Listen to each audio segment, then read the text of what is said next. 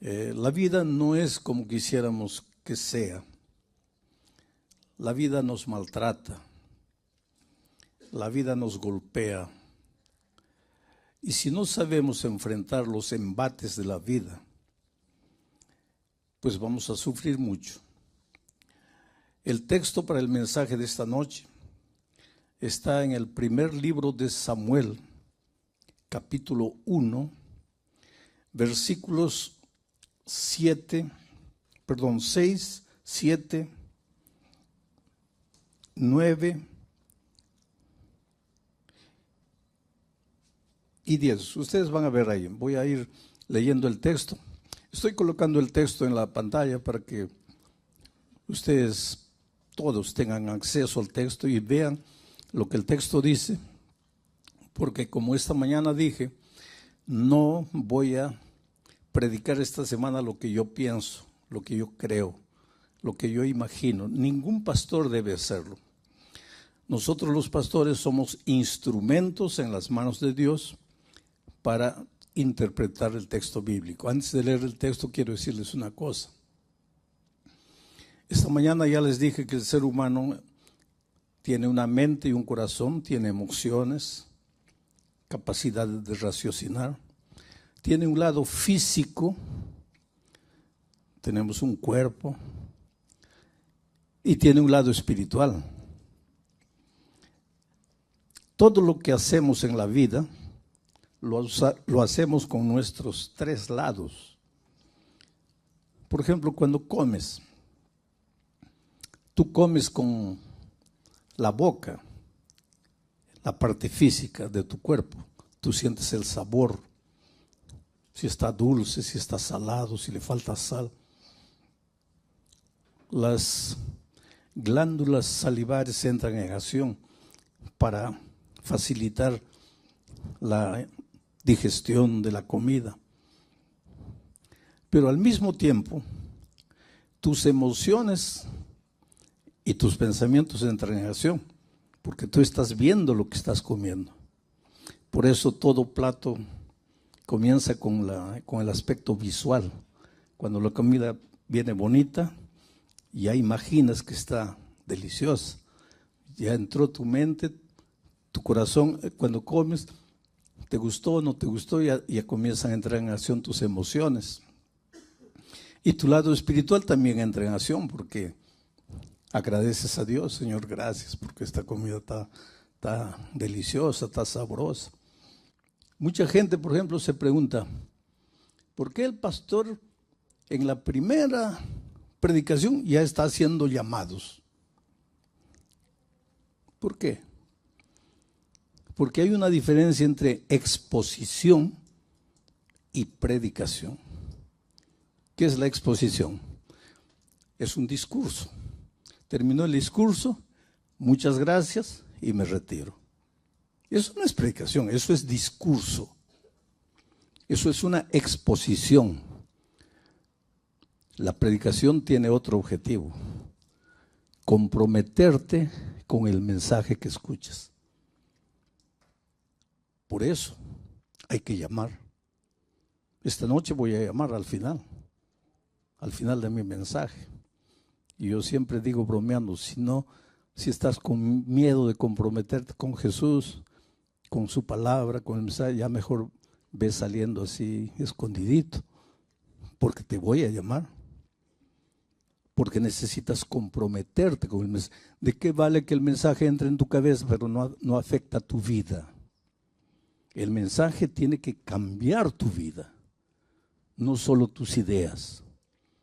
Mi propósito no está, cuando hago predicación, cuando hago evangelismo, no es que cambies de religión, es que cambies de vida.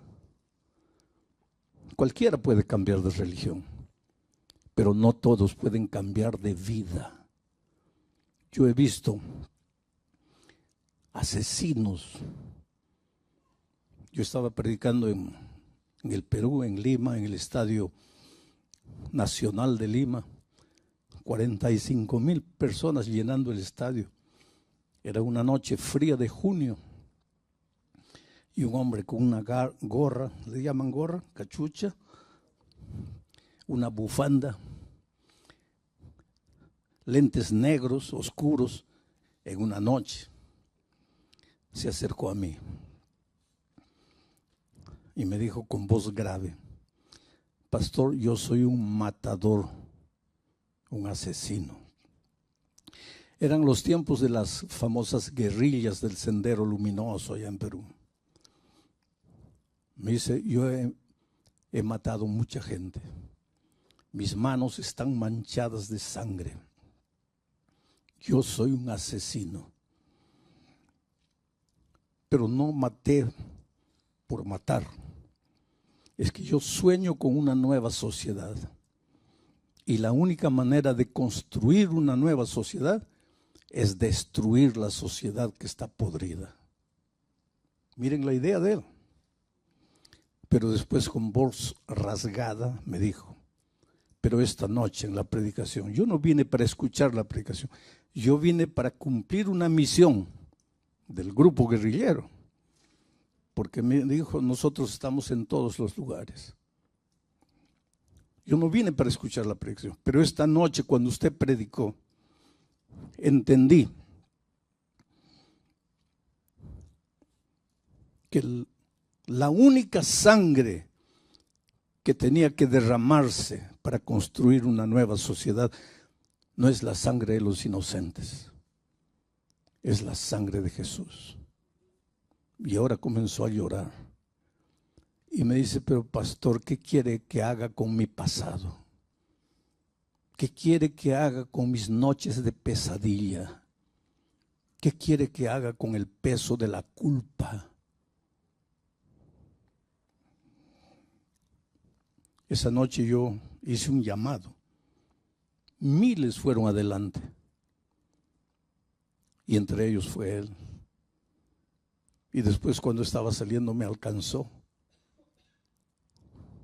Imagínate si esa noche yo no hubiera invitado a las personas a entregarse a Jesús. Ese hombre habría entrado, habría sido informado y se habría ido. Por eso, la predicación involucra el llamado, una invitación a que te comprometas con el Cristo del mensaje que fue presentado. Ahora sí vamos al texto bíblico. Vamos a leer. Dice así: y su rival, está hablando de Ana, después voy a contar el contexto todo. Y su rival la irritaba. La rival se llamaba Penina y la irritaba a Ana, la madre de Samuel, que un día llegó a ser la madre de Samuel. Y su rival la irritaba, enojándola y entristeciéndola, porque Jehová no le había concedido tener hijos a Ana. Siguiente versículo. Así, Penina, ¿no?, hacía cada año cuando subía a la casa de Jehová. La irritaba así, por lo cual Ana lloraba y no comía. Siguiente versículo. Y se levantó Ana después que hubo comido y bebido en Silo, y mientras el sacerdote Elí estaba sentado en una silla junto a un pilar del templo de Jehová. Siguiente versículo. Ella, con amargura de alma, oró a Jehová y lloró abundantemente. El mensaje para esta tarde va a salir de este texto. ¿Cuál es el contexto? El esposo de Ana tenía dos mujeres, Ana y Penina. Hay una cosa que un día tendríamos que predicar. ¿Por qué los hombres del Antiguo Testamento tenían 2, 3, 4, 5 mujeres? Salomón tuvo 300 esposas y 700 concubinas. Y la Biblia dice que fue un hombre sabio. ¿Por qué? Ese es un asunto interesante, pero no es materia de mi mensaje esta tarde. Pero en la Biblia todo tiene explicación. El esposo de Ana tenía dos esposas, Ana y Penina.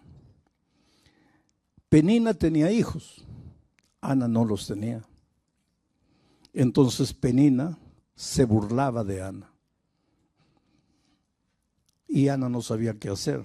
Ahora voy a entrar al texto de nuevo para ir analizando casi frase por frase y trayendo el mensaje para nuestros días. Vamos al versículo 6 de nuevo. Y miren, lo interesante dice, y su rival la irritaba. Voy a empezar por esa parte. Tú sabes que en esta vida siempre hay rivales, siempre hay enemigos. Y tú no sabes por qué. A veces tú no sabes la razón.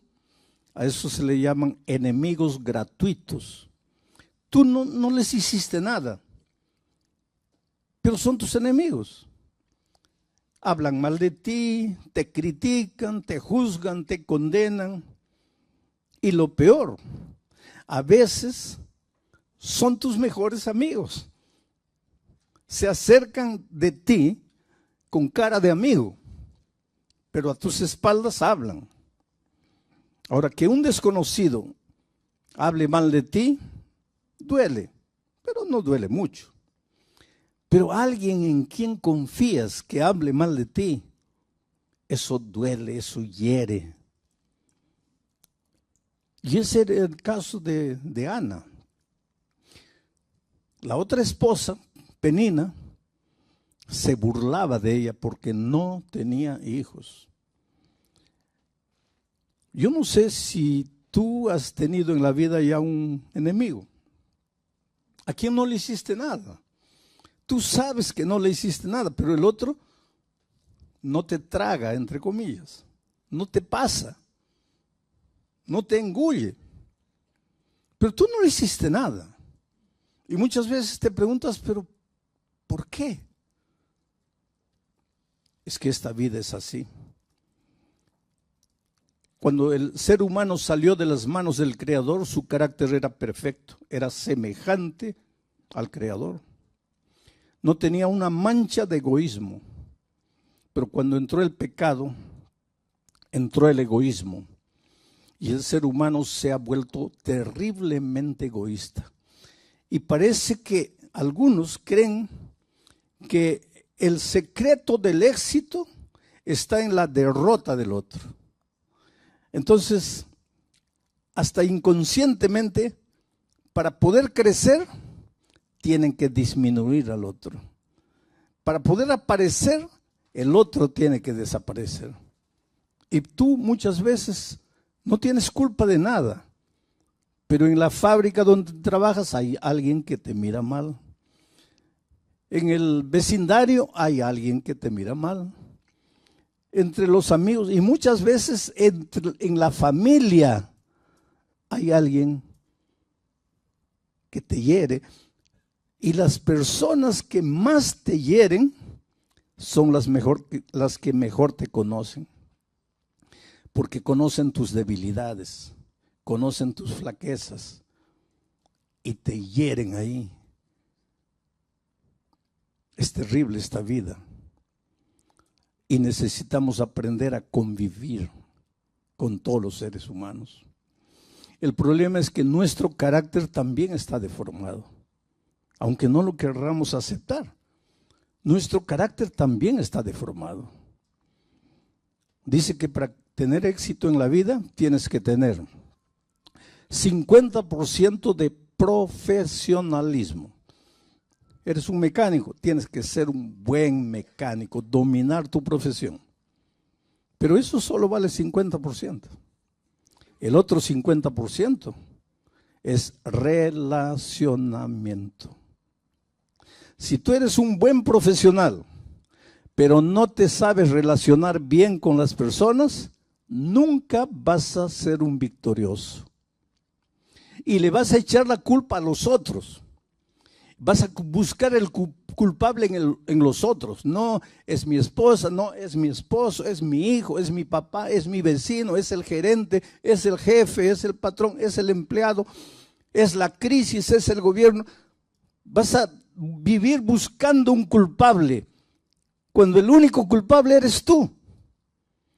Pero si soy un buen profesional, pero no sabes relacionarte bien. Antes, bien antes, se hablaba mucho del QI, ¿te acuerdas? El cociente intelectual. Sería CI en español, ¿no? El cociente intelectual, inteligencia. Las empresas buscaban el que tenía más alto cociente intelectual. Hoy día ya eso pasó de moda. Hoy se habla de la inteligencia emocional. ¿Y qué es la inteligencia emocional?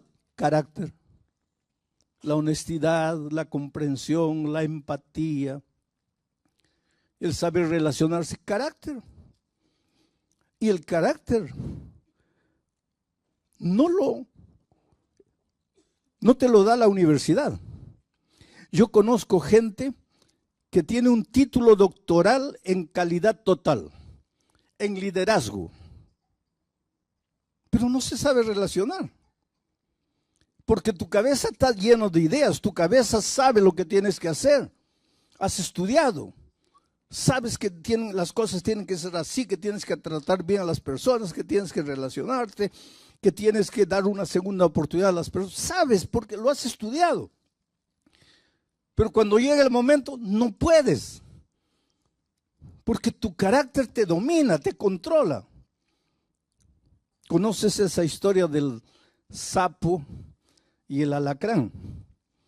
Un alacrán estaba a la orilla del río y quería pasar al otro lado. Y apareció un sapo que también quería pasar al otro lado. Y el alacrán le dijo, mira, sapito, por favor, yo no sé nadar, pero quiero ir al otro lado. Por favor, cárgame. Yo me subo encima de ti y tú vas nadando y me llevas. Y el sapo le dijo, estás tonto. ¿Tú crees que yo soy tonto? Yo soy sapo, no soy burro. Yo sé que tú me vas a morder, me vas a picar y los dos vamos a morir. Y el alacrán le dice, pero sapito, yo te estoy dando mi palabra, yo no te voy a picar. Porque yo sé que si te pico, tú te mueres y yo me ahogo. Entonces yo no soy tonto, te estoy dando mi palabra, yo no te voy a picar. Porque picarte a ti sería suicidarme. Y el sapo confió y el alacrán se montó. Y cuando estaban en la mitad, el alacrán lo pica. Y el sapo le dice al alacrán, estás loco. Ahora yo voy a morir y tú te vas a ahogar. Y el alacrán llorando le dice, yo sé, sapito, pero es que no pude. Es mi naturaleza de alacrán. Esa es nuestra triste realidad. La universidad te enseñó todo, pero la universidad no puede cambiar tu carácter. Nadie puede cambiar tu carácter, solo Dios. No hay dominio propio, no hay fuerza de voluntad para cambiar tu carácter, solo Dios. Ningún ser humano puede hacerlo. Por eso el valor de la palabra de Dios. Por eso Dios. Yo estaba predicando en Carolina del Sur, allá en los Estados Unidos, y una familia de mexicanos me invitó a almorzar. Y mientras preparaban el almuerzo, la esposa me dice, pastor, está viendo a mi esposo. El esposo era anciano de iglesia. Está viendo a mi esposo, parece un hombre santo, ¿no? Le digo, sí, es un hombre bueno, se ve en su rostro. Ah, pastor, me dice, usted no sabe, él era el propio demonio. Y me contó la historia, y él sentado ahí. Me dice, pastor, voy a pedirle que él mismo le cuente la historia. Y él medio avergonzado me dice, pastor, yo era un hombre malo. Yo recibía mi sueldo todos los jueves. Recibía un sueldo semanal. Jueves en la noche. Y no aparecía más durante el fin de semana. Yo me desaparecía. Me iba a gastar el dinero con mujeres, con droga, con bebida. Solo aparecía en la casa el domingo a mediodía, sin un centavo en el bolsillo. Y para que mi esposa no reclamara ni dijera nada, lo que hacía era golpearla. Golpear a mis hijos, 4 hijos pequeñitos. Pastor, yo sabía que yo era un hombre malo.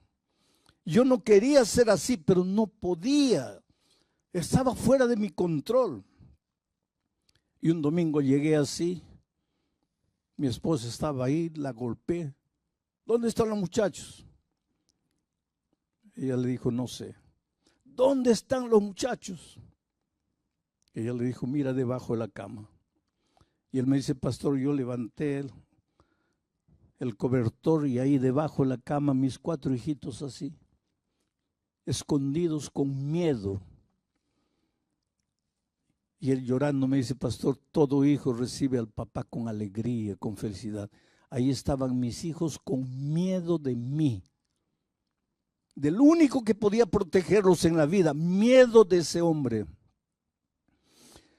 Eso me partió el corazón, pastor. Yo salí corriendo y corrí por la carretera gritando, llorando. Yo no podía seguir siendo ese hombre. Yo amaba a mi esposa, amaba a mis hijos. ¿Por qué los golpeaba? Heladera vacía, cocina vacía, despensa vacía, no había qué comer, yo había gastado todo el dinero. Y entré a una iglesia y me senté y recé. Y cuando salí, caminé 100 metros, había una ancianita que me dio un panfleto. Y yo recibí y la invitación decía, si has llegado al fin de la línea, si no sabes qué hacer para cambiar de vida, si crees que la única salida es la muerte, ven esta noche a esta dirección y vas a ver que hay esperanza para ti. Y pastor, esa noche fui allá y había un pastor predicando. Abrió la palabra de Dios y predicó. Hizo una invitación. ¿Cuántos quieren entregarle la vida a Cristo? Solo Jesús puede cambiar tu vida. Y yo creí, pastor, y me levanté y fui adelante. Y lloré y volví a la casa. Domingo en la noche. Abracé a mi esposa, a mis hijos. Les pedí perdón. Ese día Jesús cambió mi vida. Comencé a congregar en la iglesia, me bauticé y hoy día soy anciano de la iglesia. Y entonces ella me dice, pastor, ese hombre hoy es el esposo ideal. Yo lo amo. Es mi esposo, mi protector de la familia. No es ni la sombra de lo que él un día fue.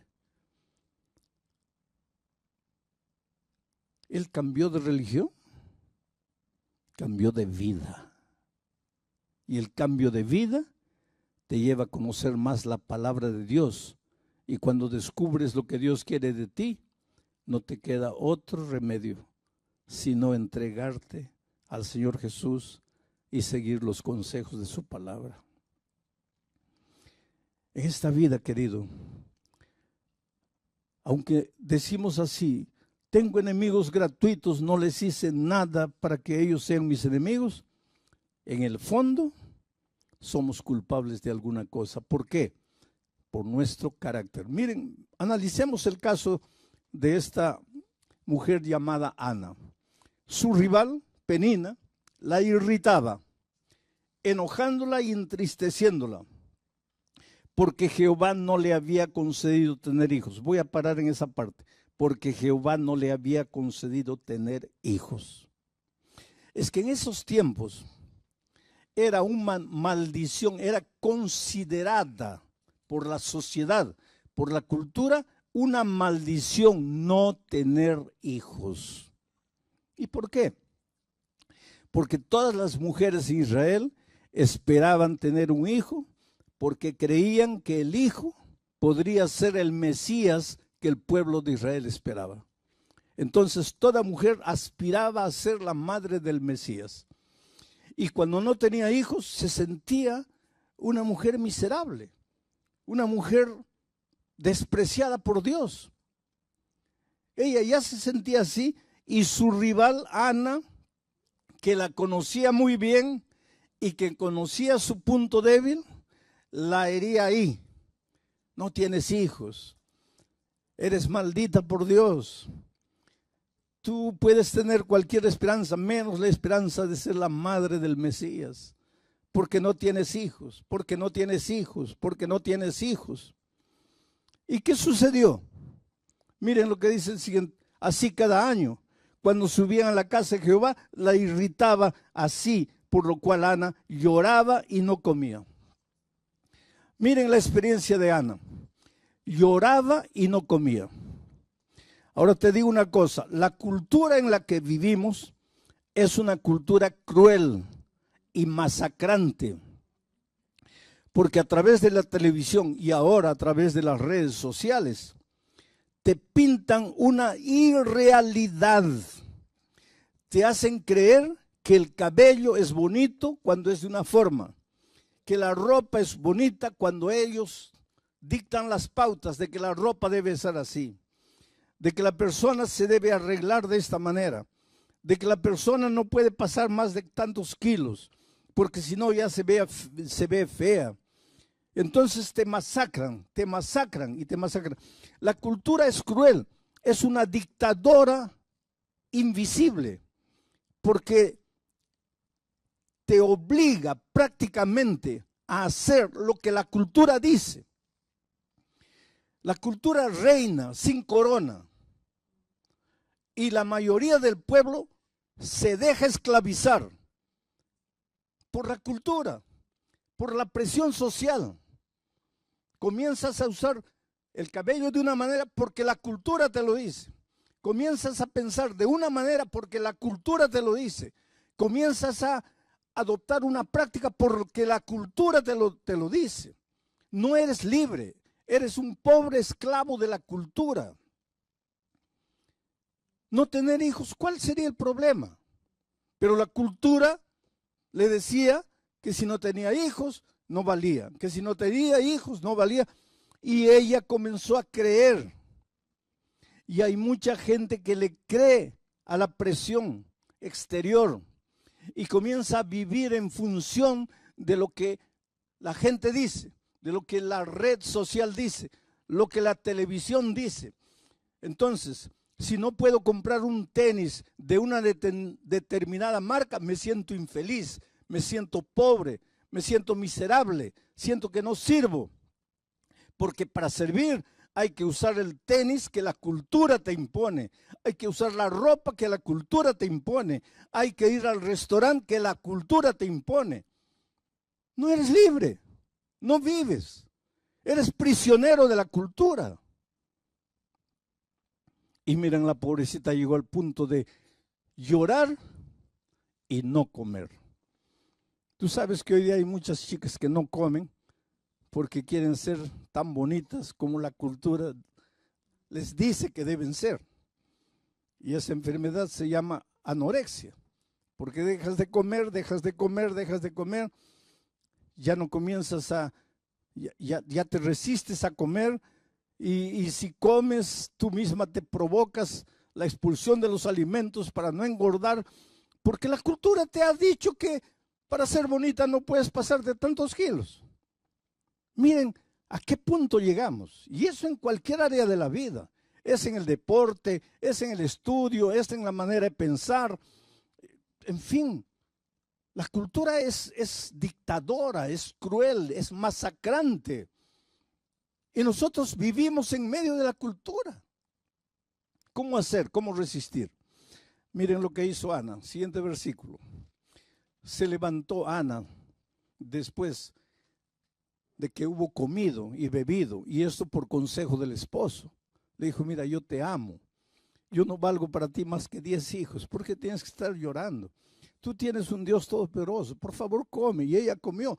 Y se levantó Ana después que hubo comido y bebido en Silo, y mientras el sacerdote Elí estaba en una silla junto a un pilar del templo, siguiente verso, ella con amargura de alma oró a Jehová y lloró abundantemente. Me gusta esa expresión, lloró abundantemente. ¿Sabes por qué? Yo siempre digo que a veces, esto no es científico, esto es mi punto de vista con relación a las lágrimas. Yo creo que Dios a veces nos dio lágrimas, porque es la mejor manera de lavar la basura interior. Entonces, cuando tengas ganas de llorar y tengas vergüenza de llorar en público, entra a tu cuarto, cierra la puerta y llora.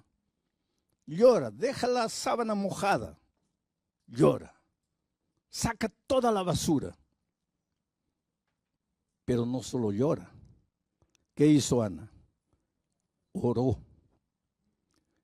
Y aquí entra el valor de la oración.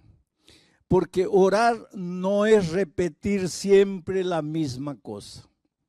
Orar es abrir el corazón a Dios como si fuera tu mejor amigo.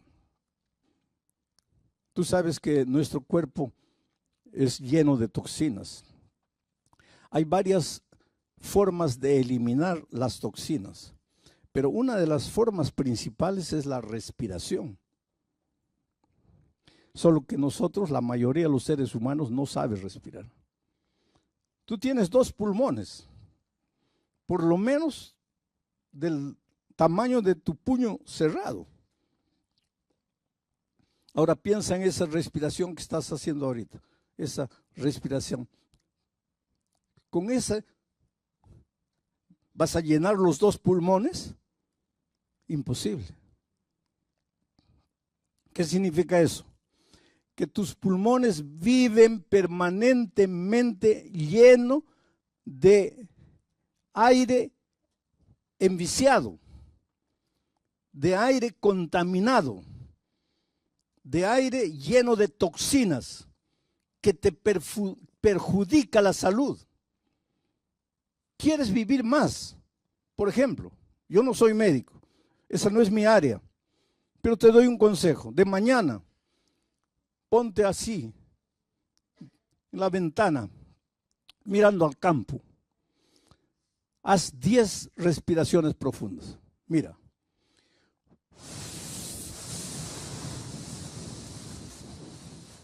¿Dónde estaba todo ese aire? En mi pulmón. Y con la respiración normal, ¿expulso? No expulso. Entonces, si de mañana tú 10 veces aspiras todo el aire que puedas y expiras todo el aire que puedas hasta que te duele el pulmón, 10 veces, tú vas a ver cómo tu salud mejora, cómo tu disposición mejora, porque a través de la respiración tú sacas toda la basura de toxinas que estaba llenando tu pulmón, envenenando tus pulmones. Ahora viene la sierva de Dios y dice que la oración es la respiración del alma. Cada vez que tú oras, estás sacando toda la basura interior. Entonces no tengas prisa para orar. Abre tu corazón a Dios, dile todo lo que te incomoda, lo que te molesta, lo que no te gusta. En casa, en el barrio donde vives, en el trabajo donde estás, dile al Señor. No tengas vergüenza, Él conoce todo, Él sabe todo. Ábrele tu corazón. Pero cuando termines de hacer eso, tú vas a ver cómo te vas a sentir mejor espiritualmente. Y eso es lo que hizo Ana. Ella fue a Dios, lloró amargamente, pero oró. Mientras lloraba, derramaba lágrimas y oraba, le contaba a Dios: Señor, me siento mal. Yo sé que tú eres el dueño de la vida. Tú debes tener tus motivos para no haberme dado un hijo. Pero todo el mundo me presiona. Todo el mundo me mira mal. Penina se burla de mí. Y eso me hace sentir mal. Señor, por favor, ayúdame. Y Dios respondió su oración. Porque cuando ella se levantó de sus rodillas, ya era otra mujer. Dios había cambiado su manera de ver las cosas. Salió confiada y como resultado, en poco tiempo quedó embarazada. Y como resultado, vino a la existencia el profeta Samuel, su hijo, que llegó a ser el profeta Samuel. ¿Sabes por qué las cosas a veces no te salen bien? Porque cuanto más estás preocupado en que las cosas te salgan bien y más te concentras en que las cosas te salgan bien y lloras y te amargas y te resientes, menos capacidad tienes de ver la salida. Menos capacidad tienes de ver la salida. Pero cuando te olvidas un poco del problema y diriges todo a Dios, no es que Dios te hace caer las cosas del cielo, sino que te abre los ojos, cambia tu visión de las cosas y te das cuenta que la solución estaba ahí y tú no la veías. Yo me acuerdo de un hombre que una vez me buscó en San Pablo y él había perdido el empleo, pero no se preocupó mucho porque recibió una buena cantidad de dinero, pero habían pasado 3 años, no conseguía un nuevo empleo y el dinero se le estaba acabando. Y ahora ya estaba desesperado. Y entonces él supo que iba a predicar en una determinada iglesia y fue allá. Y me dijo, pastor, no sé dónde está Dios porque 3 años buscando empleo, no encuentro el empleo, el dinero ya se me está acabando, no tengo qué hacer. Pero debes tener algo. No, ya no tengo casi nada. Le digo, ¿cómo casi nada? Debes tener algo. Sí, pastor, pero eso no me alcanza, ¿qué? Me alcanza para 10 hamburguesas. Le digo, está ahí. ¿Por qué no compras 10 hamburguesas y te pones a vender? Y parece que él no se sintió bien con mi respuesta, porque se levantó y salió. Unos 5 años después me encuentro con él, yo ni me acordaba, pero él me hizo recordar la historia. Yo lo busqué hace 5 o 6 años atrás y usted me mandó a vender hamburguesas. Yo esperaba cualquier respuesta de un pastor que yo admiraba y no que me dijera vende hamburguesas. Pero llegué a la casa molesto y le conté a mi esposa y mi esposa me dijo, pero tú no dices que ese es un hombre de Dios. Sí, yo creía, pero ahora ya no. Pero si tú pensabas que era un hombre de Dios, ¿por qué no sigues su consejo? ¿Qué? ¿Vender hamburguesa? Pues no es lo que él te dijo. Tú también. Y se fue molesto. Pero comenzó a pensar. Y recordó la fábrica de automóviles donde él trabajaba. Y recordó que una vez salió en la tarde del trabajo con hambre, quería comer algo y no había qué comer. Y dijo, ya está. Se compró un engradado de refrescos, de gaseosas, 12 hamburguesas y se paró en la esquina. En menos de media hora, cuando salieron los trabajadores de la fábrica, desapareció todo. Al día siguiente llevó el doble, desapareció todo, se fue animando. El sábado vio que un hermano estaba triste porque estaba sin empleo, le dijo, ¿quieres trabajar para mí? Lo puso a ese hermano en una esquina, él se colocó en la otra esquina, vendieron todo, se fue animando más y dijo, creo que el pastor Bullón es un hombre de Dios. Porque cuando las cosas salen bien es así, ¿no? Hoy día, ese hombre es dueño de 120 trailers que vende hamburguesas en todo San Pablo. Rico, lleno de dinero. Y cuando me encontró y me contó la historia, me dice, pastor, la solución estaba ahí y yo no la veía. No la veía, ¿sabes por qué? Porque pensabas, Dios me abandonó, Dios me dejó, Dios se olvidó de mí, Dios no me responde. En lugar de abrir el corazón y decirle, Dios mío, me está dando la impresión que me has dejado. Yo sé que tú no me dejas, pero yo siento que me has dejado. Y siento que no me respondes. 3 años, mi dinero ya se acabó, Señor, ¿qué hago? En lugar de abrir el corazón a Dios, de clamar, de llorar amargamente a los pies de Dios, él hacía otra cosa. Pero cuando de repente abrió el corazón a Dios, Dios le abrió los ojos y vio que la salida estaba ahí. Y hoy día, pues, tiene las bendiciones de Dios a raudales. Así son las cosas con Dios, querido. Cuando tú piensas que todo está perdido, para Dios no está perdido. Cuando tú piensas que nadie te quiere, no, querido. Tienes que recordarte una cosa. La vida es como un espejo. La vida es como un espejo. Si de mañana tú te levantas y quieres una sonrisa, ve al espejo y sonríe. El espejo te va a devolver la sonrisa. Pero si tú de mañana te levantas y vas al espejo y levantas el puño, el espejo te va a levantar el puño. La vida es así. La vida es como un espejo. Te devuelve lo que tú le das.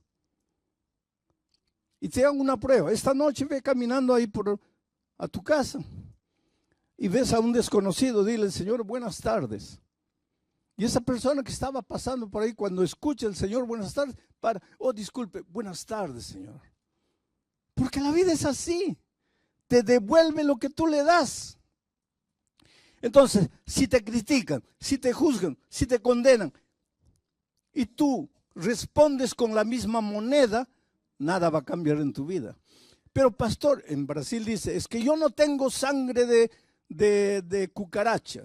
Y esa es una expresión interesante porque la cucaracha no tiene sangre. Lo que él quiere decir es, si me ofendes, yo te ofendo, porque yo tengo sangre, yo no soy cucaracha sin sangre. Entonces tú a veces vives, no, porque yo respondo a la misma altura. Pues la vida no es así, querido. Solo que para no responder a la misma altura, tienes que permitir que Jesús cambie tu vida. Y solo Él puede hacerlo. Solo Él puede cambiar tu carácter.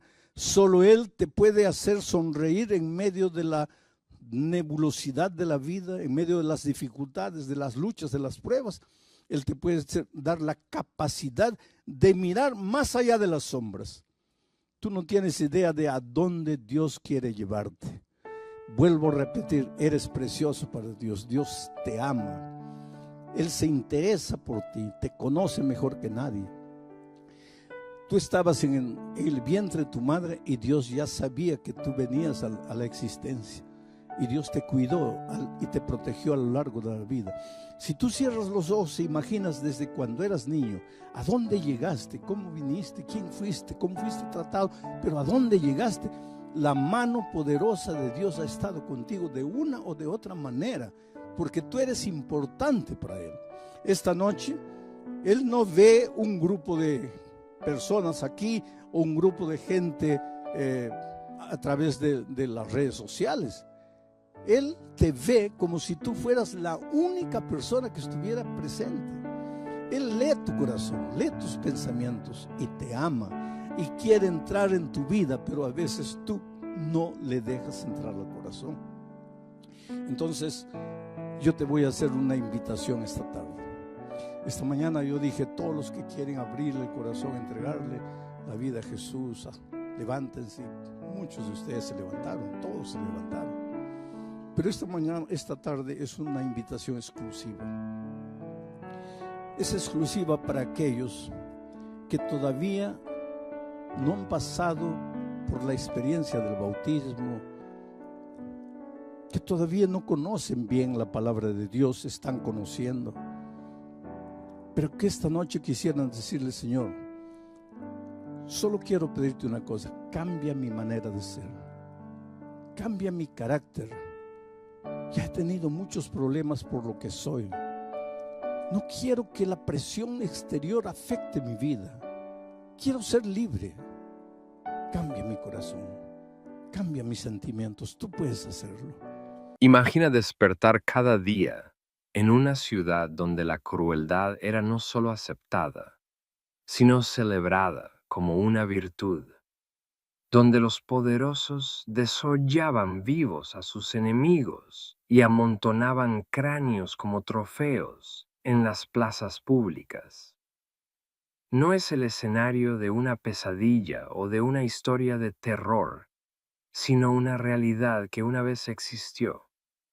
Una ciudad tan sumida en la maldad que su misma existencia clamaba por justicia divina. Fue aquí donde Dios pronunció una de las sentencias más severas en las Escrituras, su total destrucción. Cuando el sol se alzaba sobre sus imponentes murallas, el río Tigris reflejaba sus primeros destellos dorados en el corazón de la antigua Asiria, en lo que hoy conocemos como Irak. Se alzaba una ciudad temida en todo el mundo. Su capital, un símbolo del poder y la brutalidad de un imperio despiadado.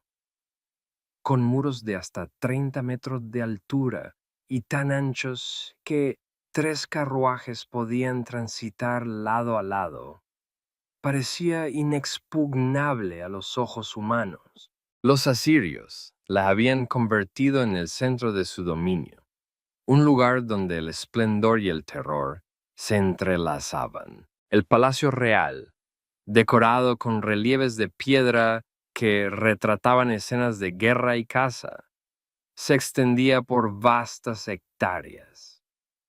Sus suelos de alabastro y sus majestuosas columnas reflejaban el lujo desmedido de sus gobernantes. Jardines suspendidos, irrigados mediante ingeniosos sistemas hidráulicos, asombraban a los visitantes que cruzaban sus puertas monumentales. Pero tras este esplendor se ocultaba el latido oscuro de una civilización que había convertido la violencia en un arte. Los propios registros asirios exaltaban sus atrocidades. Erigí una columna frente a las puertas de la ciudad y desollé a todos los jefes que se rebelaron contra mí, cubriendo la columna con sus pieles. Se jactaba uno de sus reyes en inscripciones cuneiformes. En las calles bulliciosas, los mercaderes negociaban riquezas traídas de tierras lejanas, marfil de África, caballos de Asia Menor, especias de la India y metales preciosos arrancados de naciones sometidas. El comercio prosperaba, alimentado por la sangre de los vencidos. Caravanas de esclavos recorrían las avenidas. Hombres y mujeres de todas las edades marchaban hacia los mercados, donde eran vendidos como simple mercancía. Los templos dedicados a dioses como Ishtar y Ninurta dominaban la ciudad. Ritualidad y violencia se entrelazaban en sacrificios humanos, prostitución sagrada y adivinaciones a través de entrañas de animales. Astrónomos sacerdotales estudiaban el movimiento de las estrellas, buscando presagios divinos que guiaran las campañas militares del imperio. Los niños de la ciudad crecían escuchando historias sobre la gloria de sus ejércitos, entrenados desde temprana edad para admirar la brutalidad como una muestra de poder. Arrancar los ojos a los prisioneros o empalarlos en los caminos no era solo una práctica común, sino una lección de superioridad asiria. La compasión era vista como debilidad, la misericordia como una falla imperdonable. Fuera de los muros, en los campos de entrenamiento, los jóvenes soldados practicaban con arcos, lanzas y espadas. Los carros de guerra, tirados por caballos y adornados con oro y plata, eran la élite del ejército, rápidos y mortales, temidos por todas las naciones vecinas. Los ingenieros perfeccionaban máquinas de asedio capaces de derribar las murallas más resistentes. Dondequiera que el ejército asirio marchaba, el terror le precedía. Muchas ciudades se rendían sin luchar, sabiendo que la resistencia solo traería tormentos indescriptibles. Decapité a sus guerreros y levanté pilares con sus cabezas, proclamaba otro registro real. Quemé a sus jóvenes y doncellas, corté las manos de algunos y las narices, orejas y dedos de otros. El profeta Nahum describió la ciudad como sanguinaria, llena de mentiras y saqueo. Un imperio que devoraba naciones como un león despedaza su presa, dejando tras de sí solo huesos y cenizas. Israel y Judá temblaban bajo su sombra, pagando tributos exorbitantes para evitar la devastación que ya habían visto en otras tierras. En el palacio real, el monarca asirio, vestido con túnicas bordadas con hilos de oro y adornado con joyas, recibía a embajadores extranjeros que venían a rendir tributo.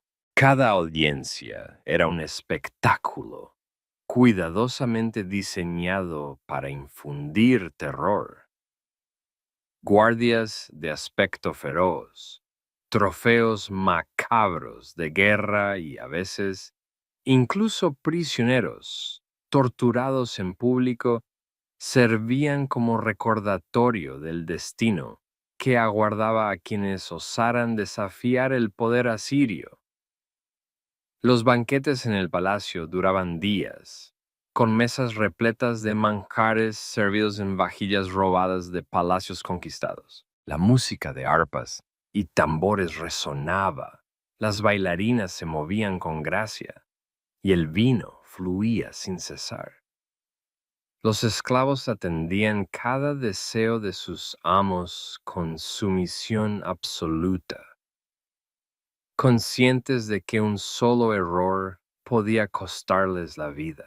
En las profundidades del palacio, escribas diligentes registraban con precisión las conquistas del imperio, llevaban cuentas de los tesoros acumulados y administraban las provincias con una burocracia tan despiadada como sus ejércitos. Mapas detallados, censos poblacionales y registros tributarios permitían al imperio extraer hasta la última gota de riqueza de sus dominios. En los talleres de la ciudad, el ciclo de guerra y opresión continuaba, forjando armas y estrategias para extender su dominio un día más. Nínive despertaba cada día, bajo un sol que iluminaba sus imponentes murallas y reflejaba su esplendor en las aguas del Tigris. Pero, tras su grandeza arquitectónica y su riqueza, se ocultaba un reino de crueldad inigualable. La violencia no era un acto de guerra ocasional, sino un arte, una política de Estado y una virtud aclamada. Los poderosos desollaban vivos a sus enemigos y apilaban cráneos en las plazas, testigos silentes de un dominio implacable. No era una fantasía de terror, sino la cruda realidad de la capital asiria, la ciudad sobre la que Dios pronunció una de sus más severas sentencias: su total destrucción. Ubicada en lo que hoy es Irak, Nínive no era una ciudad cualquiera. Era el corazón de un imperio temido por todas las naciones. Sus muros, de 30 metros de altura, eran tan anchos que hasta 3 carruajes podían recorrerlos lado a lado. Sus puertas monumentales daban acceso a un mundo de lujo y terror. El Palacio Real, adornado con relieves en piedra que narraban conquistas y cacerías, se extendía por hectáreas. Los pisos de alabastro brillaban bajo las luces de antorchas, y columnas majestuosas sostenían techos decorados con metales preciosos. Los jardines colgantes, alimentados por sistemas hidráulicos avanzados, deslumbraban a los visitantes. Sin embargo, tras esta fachada de esplendor se escondía una civilización que glorificaba la brutalidad. En inscripciones cuneiformes, los propios reyes alardeaban de sus atrocidades. Levanté una columna ante las puertas de la ciudad y la cubrí con la piel de los jefes que se rebelaron contra mí, se jactaba uno de ellos. En las calles de Nínive, mercaderes negociaban riquezas traídas de tierras lejanas, marfil de África, caballos de Asia Menor, especias de la India, metales preciosos arrebatados a naciones conquistadas. Pero el comercio, próspero y exuberante, estaba manchado con la sangre de pueblos sometidos. Caravanas de esclavos atravesaban sus avenidas, hombres y mujeres de todas las edades, vendidos como simples mercancías. Los templos dedicados a deidades como Istar y Ninurta dominaban la ciudad, y en ellos se realizaban rituales de prostitución sagrada, sacrificios humanos y augurios basados en las entrañas de animales. Astrónomos sacerdotes escudriñaban los cielos en busca de presagios que guiaran las campañas militares. Los niños de Nínive crecían escuchando relatos de la gloria de los ejércitos asirios, aprendiendo que la compasión era una debilidad y la misericordia un defecto imperdonable. Desde jóvenes, los soldados eran entrenados en el arte de la guerra, dominando el arco y la flecha, la lanza y la espada. Sus carros de combate, adornados con oro y plata, se movían con una velocidad y letalidad temidas por todas las naciones. Los ingenieros militares perfeccionaban máquinas de asedio capaces de derribar cualquier fortaleza. Cuando el ejército asirio marchaba hacia una ciudad, el terror llegaba antes que ellos. Muchos preferían rendirse sin luchar, pues resistirse significaba enfrentar torturas impensables. No ocultaban sus métodos. En inscripciones reales se jactaban: decapité a sus guerreros y levanté columnas con sus cabezas. Quemé a sus jóvenes y doncellas. Corté las manos de algunos y las narices, orejas y dedos de otros. La misma ciudad que dominaba con el miedo acumulaba riquezas sin medida. Israel y Judá, al igual que muchas otras naciones, pagaban tributos exorbitantes para evitar su furia devastadora. En el palacio real, el monarca, vestido con túnicas bordadas en oro y adornado con joyas, recibía a embajadores extranjeros que acudían con ofrendas para evitar su ira.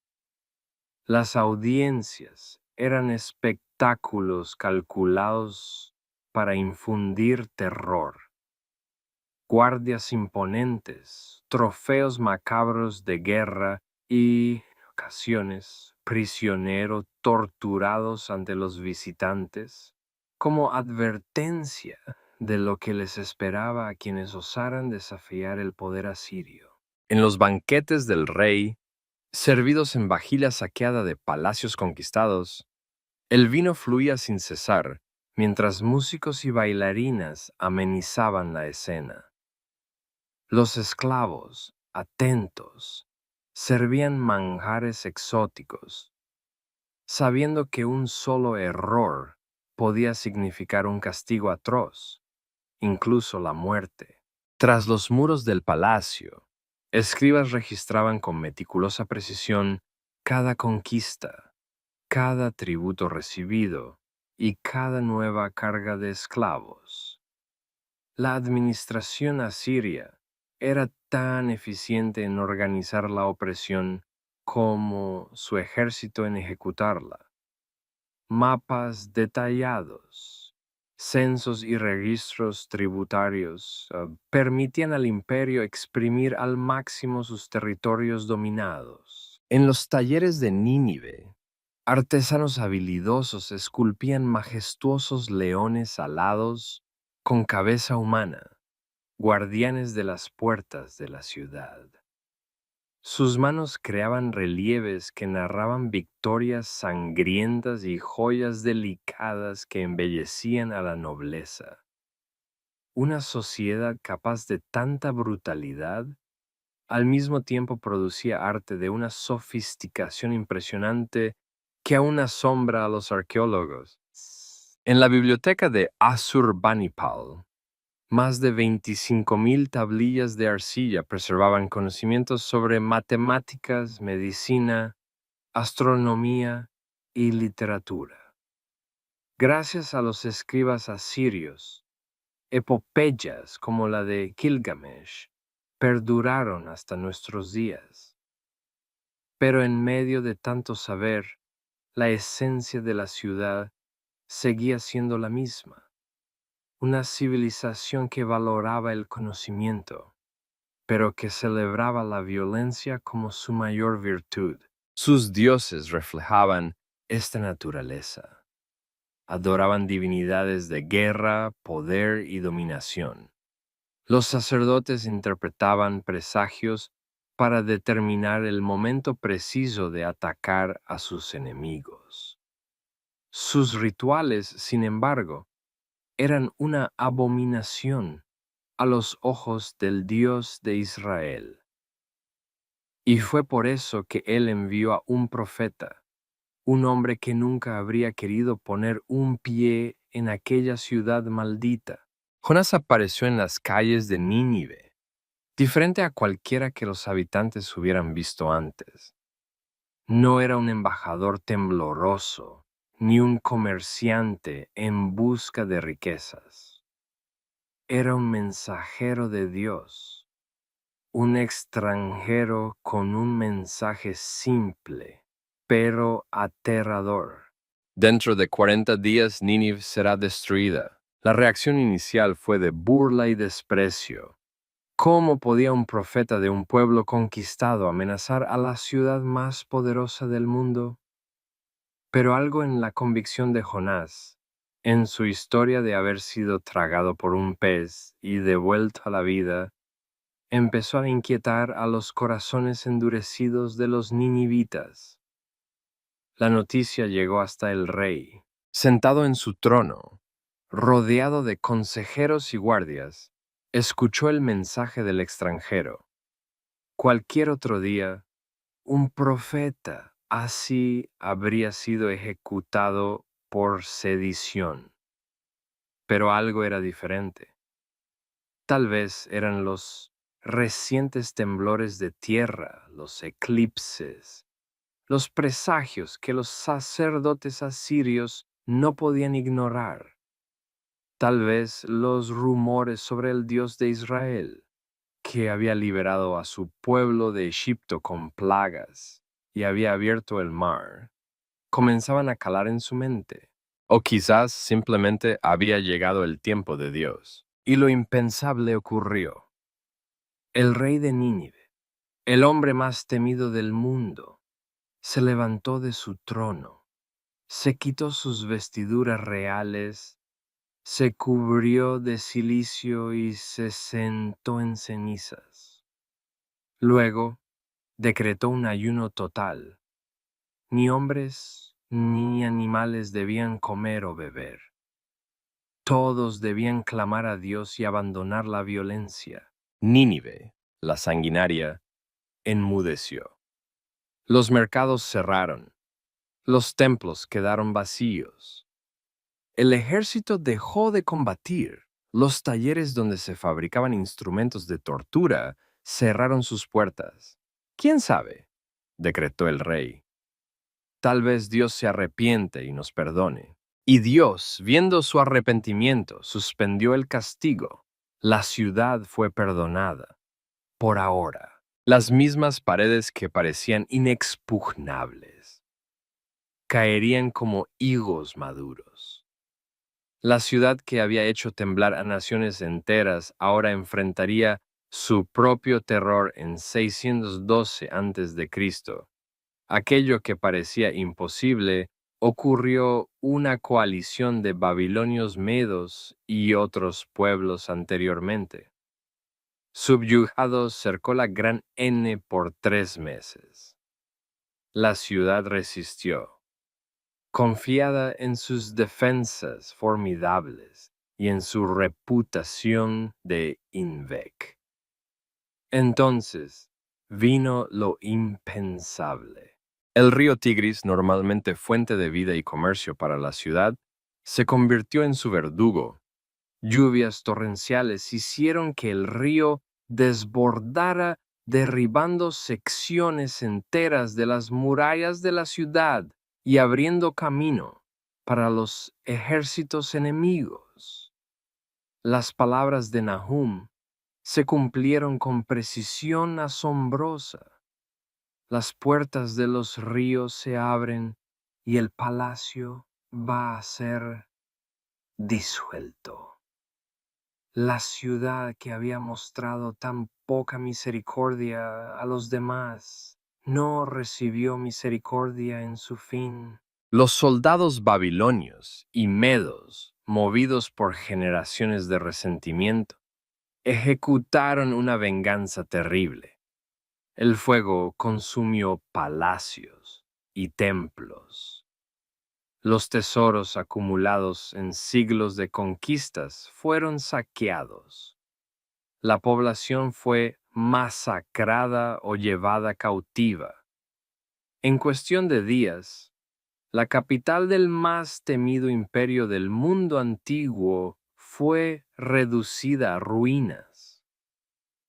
Humeantes la destrucción de Nin. Fue tan completa que en pocas generaciones su ubicación exacta sería olvidada. Cuando Genofonte, el general e historiador griego, pasó por las ruinas cerca de 200 años después, no reconoció lo que había sido la mayor ciudad del mundo para él. Era solo otro montón de ruinas anónimas en el paisaje mesopotmímico. La profecía de Nahum se cumplió íntegramente. N está devastada. ¿Quién tendrá compasión de ella? La respuesta era nadie. Los pueblos que habían sufrido bajo el yugo asirio celebraron su caída. La ciudad que había hecho del terror una política de Estado se convirtió ella misma en un símbolo de terror, no más de su capacidad de afligir sufrimiento, sino del juicio divino sobre la maldad humana. Cuando ésta persiste sin arrepentimiento por más de 1400 años, la ubicación exacta de N permaneció desconocida hasta que arqueólogos del siglo XIX descubrieron sus ruinas enterradas bajo montículos de tierra en el Irak moderno. Las excavaciones revelaron los palacios, los relieves que glorificaban la crueldad asiria y la biblioteca de Asurbanipal, confirmando tanto el esplendor como la brutalidad descritos en las escrituras. La historia de N en las escrituras nos ofrece un contraste impresionante entre dos aspectos del carácter divino: su misericordia ilimitada ante el arrepentimiento genuino y su juicio inevitable sobre el mal persistente. Es una narrativa de oportunidad, elección y consecuencia. Cuando los ninivitas se arrepintieron en los días de Jonás, Dios demostró que su compasión se extiende a todos los pueblos, no solo a Israel. Incluso aquellos considerados los peores enemigos del pueblo escogido podrían experimentar la misericordia divina si volvieran sinceramente de sus malos caminos cuando generaciones posteriores retornaron a las prácticas de violencia y opresión. La paciencia divina, aunque larga, eventualmente llegó a su fin. Las mismas personas que habían recibido una segunda oportunidad ahora enfrentarían las consecuencias de sus elecciones persistentes. El juicio, cuando finalmente vino, fue tan completo que se volvió proverbial en el mundo antiguo. La historia de En nos recuerda también la naturaleza temporal de los mayores imperios humanos. El poder asirio parecía absoluto y eterno para sus contemporáneos. Sus conquistas, su riqueza y su capacidad de inspirar terror parecían garantizar su permanencia. Sin embargo, como todas las potencias humanas, acabó cayendo. Jesús se referiría a los ninivitas en su ministerio, contrastando su arrepentimiento con la dureza de corazón de sus contemporáneos judíos. Los hombres de N se levantarán en el juicio con esta generación y la condenarán porque se arrepintieron con la predicación de Jonás. Y he aquí que aquí está quien es mayor que Jonás. Esta referencia del propio Cristo subraya una verdad importante. Lo que hacemos con las oportunidades de arrepentimiento que recibimos tiene consecuencias eternas. Los ninivitas, con solo la predicación reticente de un profeta extranjero, respondieron en masa. Cuanto más responsables somos nosotros que tenemos la revelación completa en Cristo. Las ruinas de En excavadas en los tiempos modernos proporcionaron evidencias arqueológicas sorprendentes que confirman los relatos bíblicos. Los palacios descritos en las escrituras fueron encontrados. Los relieves mostrando las atrocidades asirias corresponden precisamente a las denuncias de los profetas. La biblioteca de Asurbanipal reveló textos que mencionan figuras bíblicas como el rey Ezequías de Judá.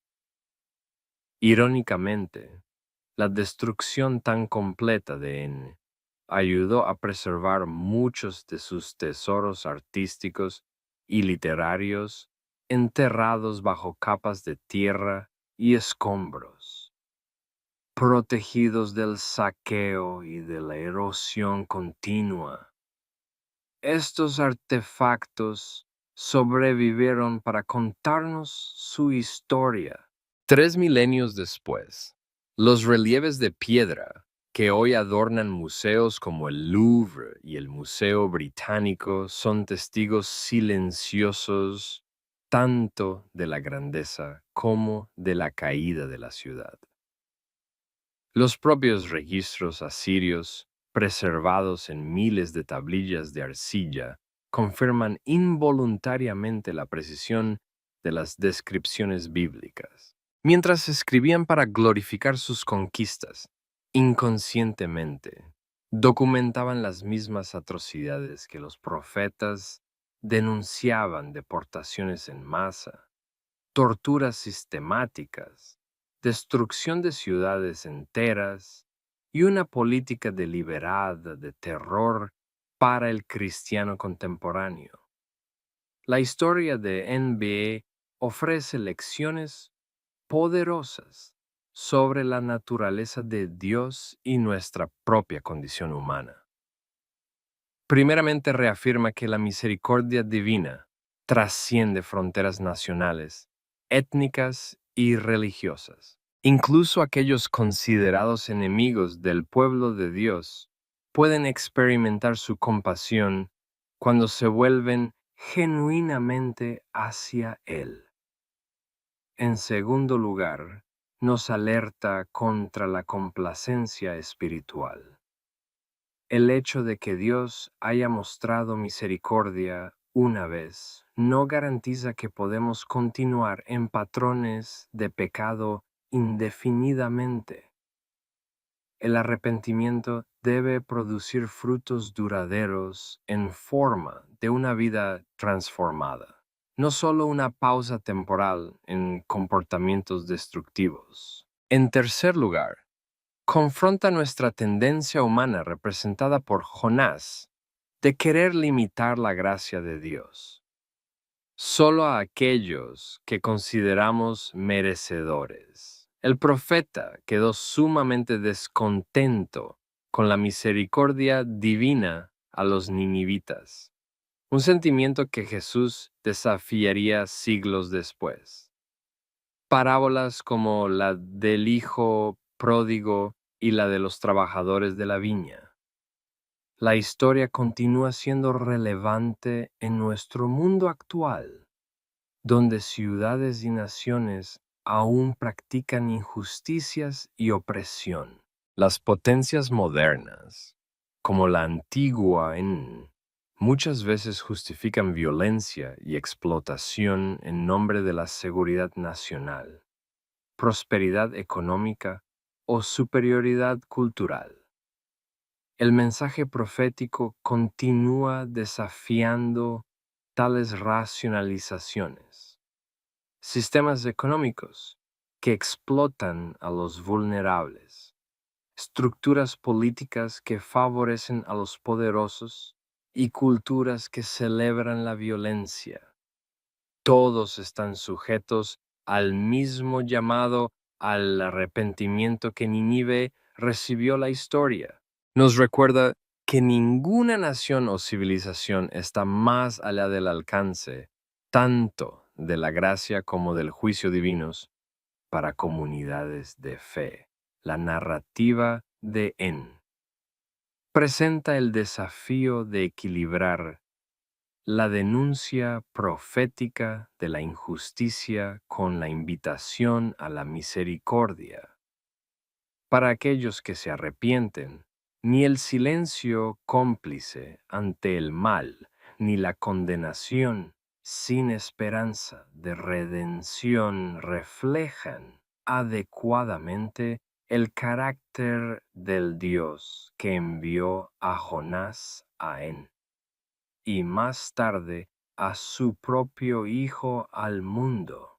La arqueología moderna continúa revelando nuevos detalles sobre En, enriqueciendo nuestra comprensión del contexto histórico de las narrativas bíblicas. En extremistas del ISIS destruyeron partes significativas de lo que quedaba de las ruinas, añadiendo una nueva capa trágica a la historia de destrucción de la ciudad. Incluso en ruinas, continúa siendo un símbolo poderoso en el imaginario cultural y religioso. Los descubrimientos arqueológicos nos ayudan a visualizar el escenario en que Jonás y más tarde Nahum proclamaron sus mensajes.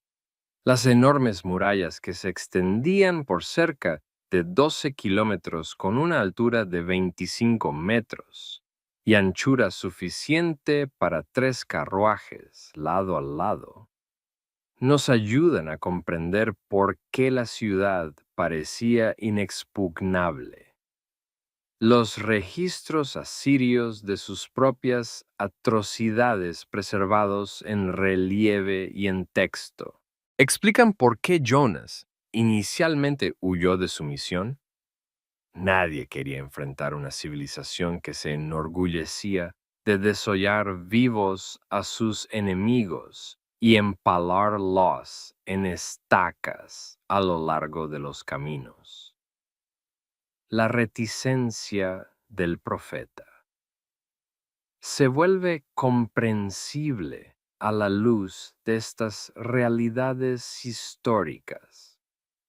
Al reflexionar sobre la historia completa de su poder, su arrepentimiento temporal, su retorno al mal y su destrucción final, somos invitados a examinar nuestras propias vidas y sociedades donde estamos en el ciclo de llamado arrepentimiento, reforma y posible recaída como Jonás.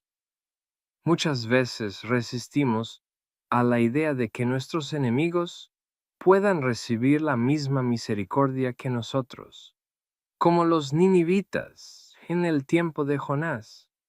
Podemos experimentar momentos de claridad moral y arrepentimiento genuino como los ninivitas posteriores. Corremos el riesgo de volver a los viejos patrones destructivos si no cultivamos una transformación sostenida.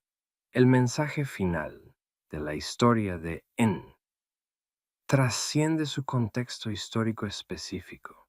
El Dios que se preocupa por 120,000 personas que no saben discernir entre su mano derecha y su izquierda es el mismo que se preocupa por cada persona en nuestras megalópolis modernas. Ciudades como Sao Paulo, Nueva York, Tokio o Lagos, con sus propias complejidades de gloria y miseria humanas, están igualmente bajo su mirada compasiva.